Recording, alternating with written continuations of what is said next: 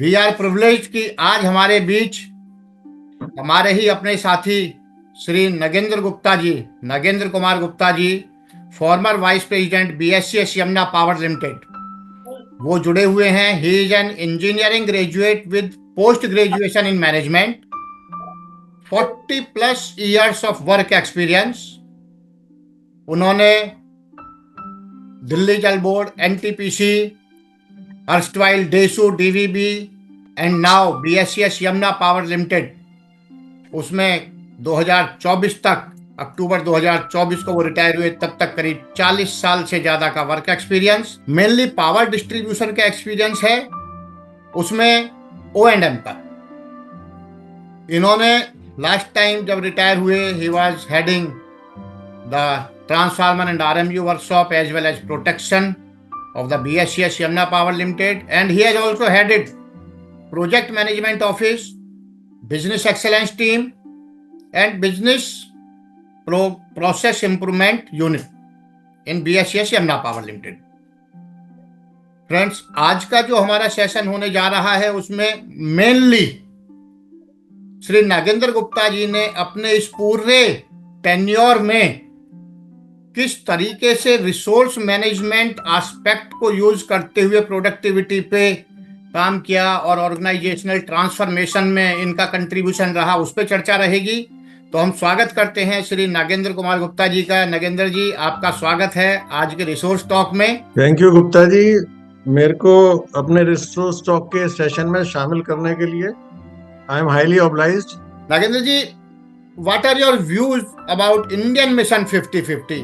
आपके सलाह में यह इनिशिएटिव हमारे देश पर किस प्रकार प्रभाव डालेगा और आम भारतीय के जीवन को कैसे प्रभावित या कैसे परिवर्तित करेगा? ये क्या इम्पैक्ट डालेगा? काफी हद तक तो आपने खुद ही इसको एक्सप्लेन कर दिया है। जीडीपी और जीडीपी पर कैपिटा दोनों एक डिफरेंट सिनेरियो है। जीडीपी से हमें एक नेशन का प्रोग्रेस पता चलता है, जीडीपी पर कैपिटा से वहां नेशनल्स जो लोग हैं उनकी स्थिति क्या है उससे पता लगता है। आज हम कहते हैं हम 5th लार्जेस्ट इकोनॉमी बन गए हैं, लेकिन हमारा जीडीपी पर कैपिटा को अगर हम देखते हैं, डेटा में देख रहा था 197 कंट्री 142 पे है। तो अगर हम इसको इम्प्रूव, जीडीपी पर कैपिटा क्या है, एक आदमी को कितना बेटर लिविंग स्टैंडर्ड हम दे पा रहे हैं, वो इसको डिनोट करता है। उसमें हम बहुत पीछे हैं। तो आपने जो मिशन शुरू किया है जीडीपी पर कैपिटा का, ये बहुत इंपॉर्टेंट है। और अगर हम इस राह पे चलते रहे और भी लोग इसमें जुड़ते रहे मैक्सिमम, तो डेफिनेटली हम उसको अचीव कर पाएंगे। अब इसके बहुत सारे फैक्टर्स हैं, मैं पढ़ रहा था। जैसे एक तो हम प्रोडक्टिविटी बढ़ाएं, दूसरा जो नॉर्डिक कंट्रीज हैं, अगर आपने सुना हो 4-5 जो नॉर्डिक कंट्रीज हैं, वहां पे उन्होंने क्या किया है कि वो पैरेलली प्रोडक्टिविटी पे तो उन्होंने काम किया ही किया, लेकिन साथ में उन्होंने पब्लिक हेल्थ, एजुकेशन और सोशल सेफ्टी पे बहुत काम किया। उससे उस पार्ट से जो है ना नॉर्मल आदमी की लाइफ का जो बर्डन था वो खत्म हो गया, इसलिए वहां की जीडीपी पर कैपिटा बहुत बढ़ गई। ये राह आसान नहीं है, लेकिन जो राह मुश्किल होती है उस पर काम करने में मजा आता है। तो इसके बहुत सारे फैक्टर हैं, productivity is one of them. तो ये एक बहुत अच्छा मिशन है और आई होप हम लोग साथ मिलके इस पे बहुत अच्छा कर पाएंगे और अपनी कंट्री को जो भी अपना बेस्ट कंट्रीब्यूशन हम दे पाएंगे, ये मैं महसूस करता हूँ। थैंक यू गुप्ता जी, आपने काफी इंसाइटफुल इंफॉर्मेशन दी। जहां तक नॉर्डिक कंट्रीज की आपने बात की, बिल्कुल ठीक है। प्रोडक्टिविटी के साथ साथ हम कैसे उनको better health services, better sanitation, better education, जो हम बात कर रहे थे कि productive India, prosperous India and happy Indians, जब हम हैप्पी इंडियंस की बात करते हैं तो प्रोडक्टिविटी से जीडीपी पर कैपिटा एनहेंस हुआ, साथ के साथ अब गवर्नमेंट उस ग्रोथ के थ्रू जो पैसा आ रहा है उसको पब्लिक के पास कैसे वापस पहुंचाती है, कैसे उनकी सेवा में लगा पाती है। बिल्कुल ठीक है, हैप्पीनेस जब भी आएगी, हेल्थ इंप्रूव हो रही है, सैनिटेशन इंप्रूव हो रहा है और उस के इम्प्रूवमेंट का इम्पैक्ट प्रोडक्टिविटी पर दोबारा से आएगा। Thank you sir. हम सबको पता है loss reduction is crucial in power distribution. आपने as project management PMO head loss reduction पे काफी काम किया, तो आपके विचार से during your tenure as head PMO या previously also when you are heading the divisions, तो लॉस रिडक्शन में रिसोर्स मैनेजमेंट का क्या कंट्रीब्यूशन रहा, या आपने किस तरीके से रिसोर्स मैनेजमेंट को फोर फ्रंट पे रखते हुए लॉस रिडक्शन पे काम किया और अपनी प्रोडक्टिविटी को बढ़ाते हुए आपने लॉस रिडक्शन पे काम किया? Resource management, then productivity and loss reduction. जी गुप्ता जी, ये बड़ा इंसाइटफुल रहेगा हमारी टीम के लिए भी, क्योंकि कुछ यंग चैप्स भी जो हमारे नए एम्प्लॉयज हैं वो भी जुड़े हैं, कि ताकि उनको एक नॉलेज मिल पाएगी। Sir thank you. मैं इस मामले में बहुत लकी रहा हूँ कि जब ये इनिशिएशन हुआ तो I was part of the team. किसी भी प्रोजेक्ट के लिए सबसे मेरा मानना जरूरी क्या होता है? क्लियर ऑब्जेक्टिव और क्लियर विजन। तो उस समय मैनेजमेंट का एक क्लियर विजन था, क्लियर ऑब्जेक्टिव था कि 63 से 22 तो हम बहुत आसानी से आ गए थे। उसके बाद एक स्टैग्नेशन आ गया था। तो उस समय की मैनेजमेंट का व्यू था कि अगर आपको याद हो, एक मिशन 10% सब 10 करके चला था, सब 10 का आया था। तो उस समय हमें ये लगता है 10% तो कैसे हो सकता है, उसका हमें विश्वास नहीं था। किसी को मुझे क्या किसी को विश्वास गया 10% भी लोग कहाँ जाएंगे। लेकिन जो प्रोजेक्ट मैनेजमेंट ऑफिस के नाम से डिपार्टमेंट बनाया गया, वो मुझे लगता है गेम चेंजर स्टेप था बीवाईपीएल मैनेजमेंट का। क्योंकि किसी भी प्रोजेक्ट के लिए क्या है, आपके क्लियर ऑब्जेक्टिव हो, आपको उसकी बाउंड्रीज पता हो, इफेक्टिव कम्युनिकेशन हो, रिसोर्स एलोकेशन हो, और लीडरशिप और टीम बिल्डिंग और अलाइनमेंट हो।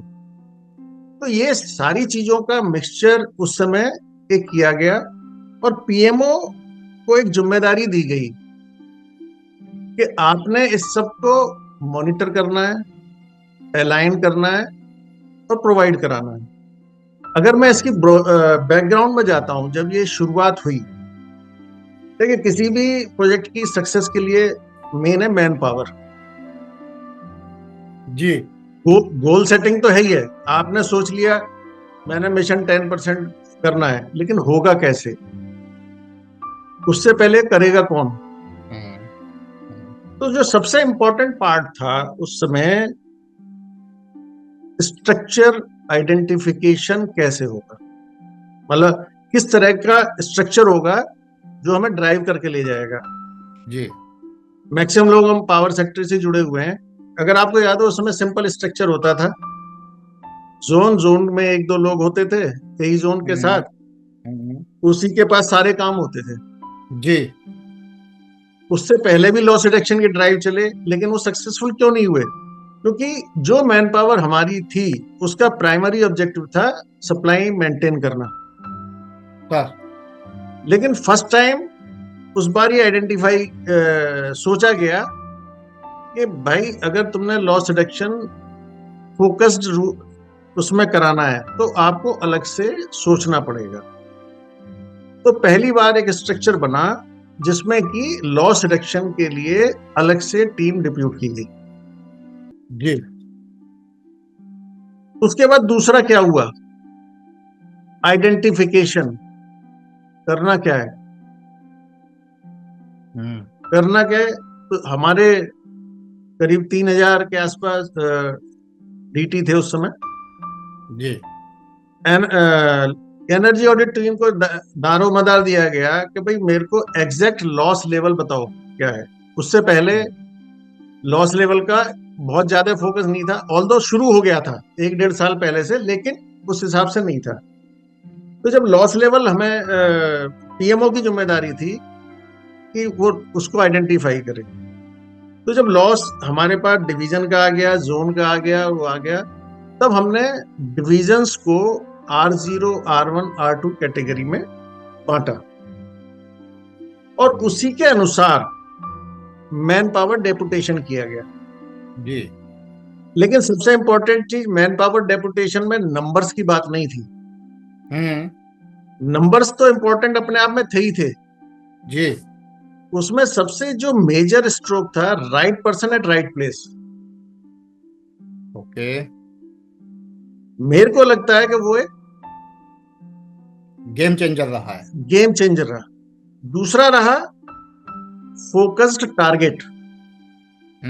जब आपने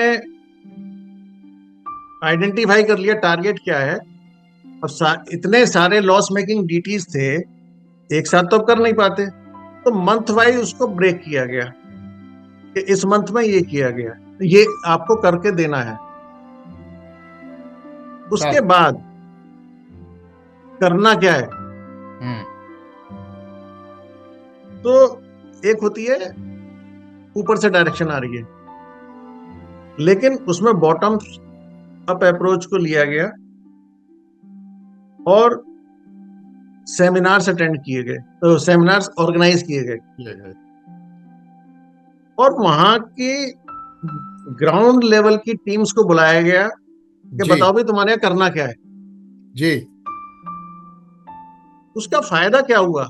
नंबर एक, देखो मोस्टली सारे एक्सपीरियंस काफी हद तक पता था, लेकिन लोकलाइज्ड इश्यूज क्या हैं जो वहां का एई सुपरवाइजर, वहां का डीजीएम ने बताया। एक तो वो ज्यादा पेनिट्रेट करने वाला वो टारगेट बना, लेकिन उससे बड़ी बात क्या थी, कोलैबोरेशन अप्रोच बन गई, बाइंग हुई। हर एक को लगा कि यार जो मैं कह रहा हूं ना वो हो रहा है। इसे ऑफ द रिकॉर्ड एक बात कहूं गुप्ता जी, कहीं ना कहीं ये बात आती थी क्या, जो टारगेट है वो तो डिसाइडेड है, क्या करना है वो भी डिसाइडेड है, पर वो हमारे मुंह में रख के बुलवाया जा रहा है। That was the approach of collaborative, no doubt उसका इम्पैक्ट रहा, तो जो मैं कह रहा हूं, और कहीं ना कहीं कुछ ऐसा भी रहा। जी नहीं, आप देखो हमेशा सर, देखिए मैं बताऊं कि कोई भी आदमी आपको सलाह दे सकता है, जी, ठीक है ना, लेकिन उस सलाह को कैसे आपने करना है, या मैंने, देखिए सबसे जरूरी क्या है, आप और मैं बैठे हैं सर, मैं आपसे कह रहा हूं ये करो, तो आप पता क्या कहोगे, यार ये ज्यादा होशियार है क्या। तो उसमें एक डायरेक्टिव की भावना लगती है। जब मैं आपसे पूछू यार गुप्ता जी आप बताओ क्या करना चाहिए, गुप्ता जी ने XYZ बताया, मैं अपना ऐड कर दूं यार इसमें ABCD और जोड़ लो, तो क्या हुआ? हुआ वही जो एग्जैक्टली हमें करना था। लेकिन उसमें एक sense of collaboration, sense of ownership, sense of responsibility आ गई। बिल्कुल। अगर आपको याद हो, उससे पहले हमारे, मतलब इसको अदरवाइज ना ले, सीनियर लेवल पे भी लॉस लेवल का पता नहीं होता था क्या लॉस चल रहा है, लेकिन इसके बाद मेरे लाइनमैन को पता था कि ट्रांसफॉर्मर के लॉस क्या चल रहे हैं। अगर आपको ध्यान हो, लाइनमैन तक ये कहता है सर मेरे तो ये लॉस चल, तो वहां से टारगेट सेटिंग हुई, यानी proper information to the proper person. तो वो जो आता है ना कि if you can't measure you can't manage, तो मेजरमेंट वाला पार्ट आपने रखा, उसके इंफॉर्मेशन को नीचे दिया। नहीं, अभी तो टारगेट सेटिंग में उनको हमने साथ लिया, अभी तो मेजरमेंट आया नहीं। नहीं, इनिशियली जो आपने कहा था कि भाई उनको current level, current loss level जो पता चला, वो मेजर, वो बात ठीक है, डेटा की नॉलेज हुई। उसके बाद जब हमारे टारगेट वगैरह सेट हो गए, तो मंथली मीटिंग सीईओ लेवल पे होगी, सर्कल लेवल पे वीकली मीटिंग होगी, फर्दर हमने उसको जोन लेवल पे भी ले गए थे। फिर जब हम लोग डिस्कस करते थे, पहली मीटिंग हुई तो हमारा डाटा कहता था इसने 2 काम किए, वो कहता था 4 काम किए, कभी वो कहता था 4 के हमने 2 किए, मतलब इस तरह का। तब वहां से एक आया कि यार ये तो मॉनिटरिंग ऐसे नहीं हो पाएगी। तो जो सबसे सक्सेसफुल टूल था DT मॉनिटरिंग, उसको डेवलप करने का आइडिया आया। तो DT monitoring was the Brahmastra for that drive. जी। उसको उसको इनिशियली खाली हमने लॉस लेवल के लिए बनाया था। बाद में हमने उसमें एक्टिविटी डाल दी, कितने पोल मतलब कितने आपने नेटवर्क टैंपरिंग के केस हटाए, कितने इस तरह की जो सारी चीजें थी। फिर हमने उसमें एनफोर्समेंट भी डाल दिया, फिर हमने लीगल भी डाल दिया। और आपको शायद बिलीव नहीं होगा, हमने उसमें प्रोडक्टिविटी भी डाली। लेकिन उससे भी इम्पोर्टेंट क्या था, हमने उसमें अटेंडेंस डाली। अब मैं बीच में रोकूंगा, उसमें आप लिखते थे अभी कौन बंदा, कितने बंदे आए जो एलआर टीम के थे, उन्होंने आज कितना काम किया, वो सारी चीज रहती थी। जी। अच्छा, उस समय कुछ यूनियन एसोसिएशन के इशू थे, तो हमने एक बार कहा था कि अटेंडेंस होनी चाहिए।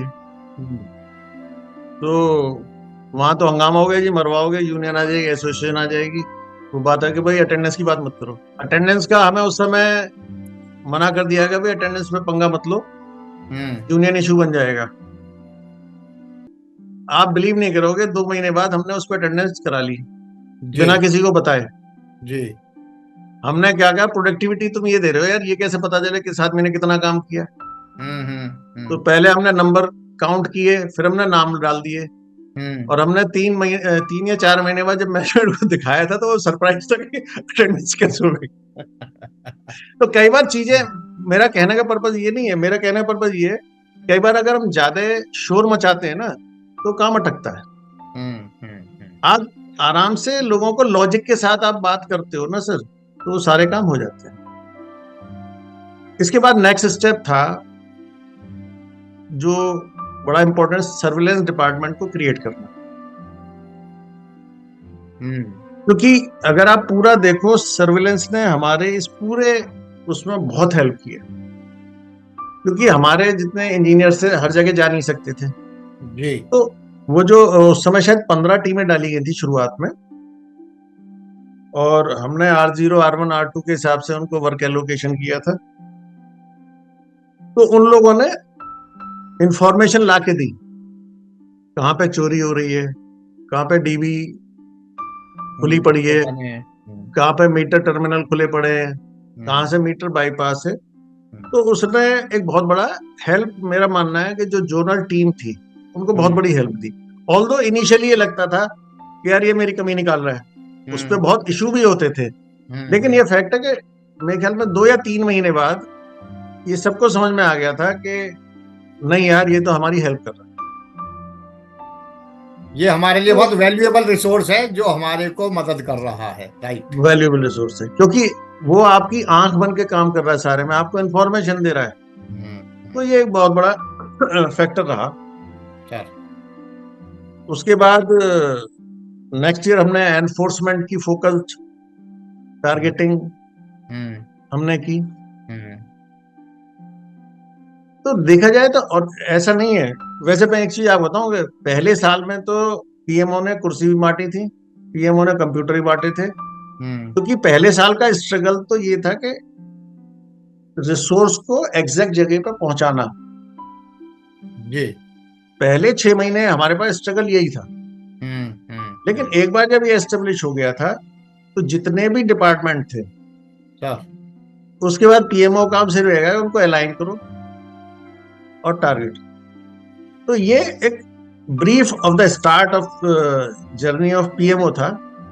और जहां तक मैं समझता हूँ, मैं तो इस मामले में लकी रहा कि मेरे को उस समय वहां रहने का मौका मिला, मैनेजमेंट ने मेरे को मौका दिया, और मेरी पर्सनल लर्निंग भी बहुत हुई।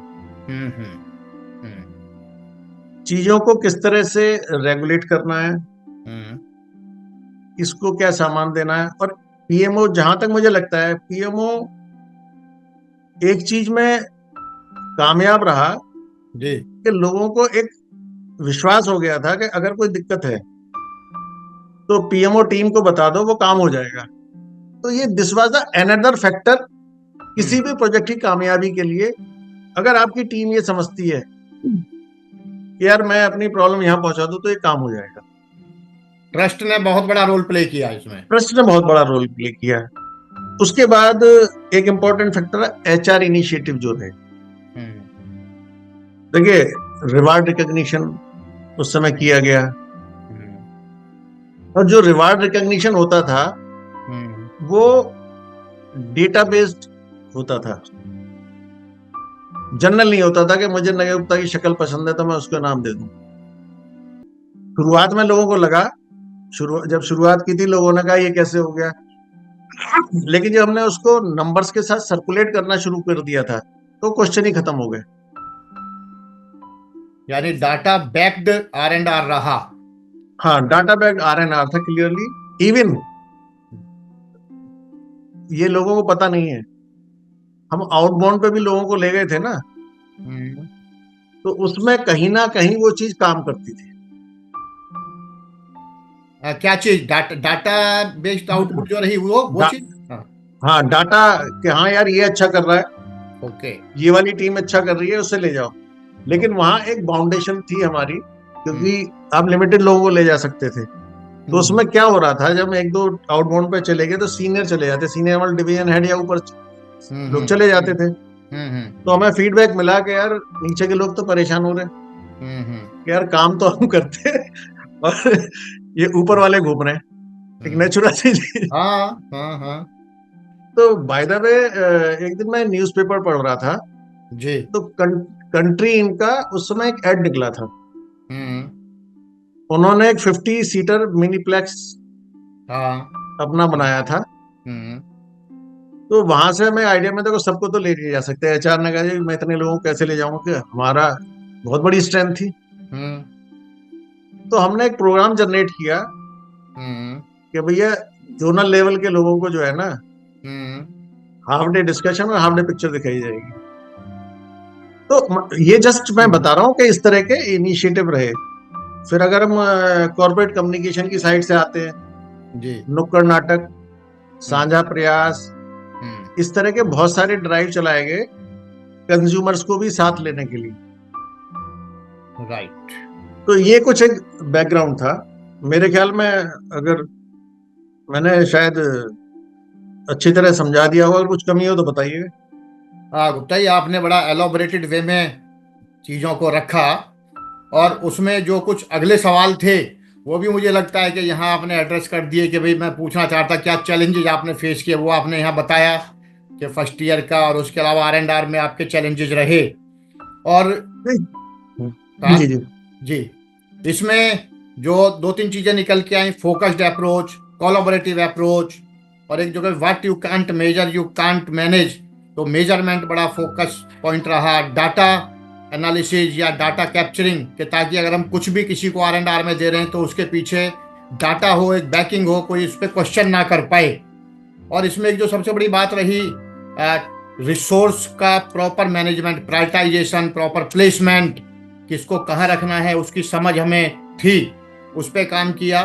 हाँ, जो आपने शुरू में कहा ना कि जब सब 10 की बात होती थी तो ये आता था यार ऐसा कैसे, कहीं हवा की बातें तो नहीं है, पर वो ताजमहल कहीं ना कहीं किसी के दिमाग में बना हुआ था, वो जमीन पे उतरना था, उसके आप और हम सब उसके साधन बने, और वो सब 10 वाला ताजमहल वो जमीन पे उतरा। धन्यवाद नगेंद्र जी। आज का जो मेनली डिस्कशन था resource management productivity with related with reference to Shri Nagendra Gupta ji, जो इनकी academic background as well as जो इन्होंने मेजर ट्रांसफॉर्मेशन ऑफ BYPL उसमें जो योगदान दिया, उसके इनसाइट्स हमने लिए।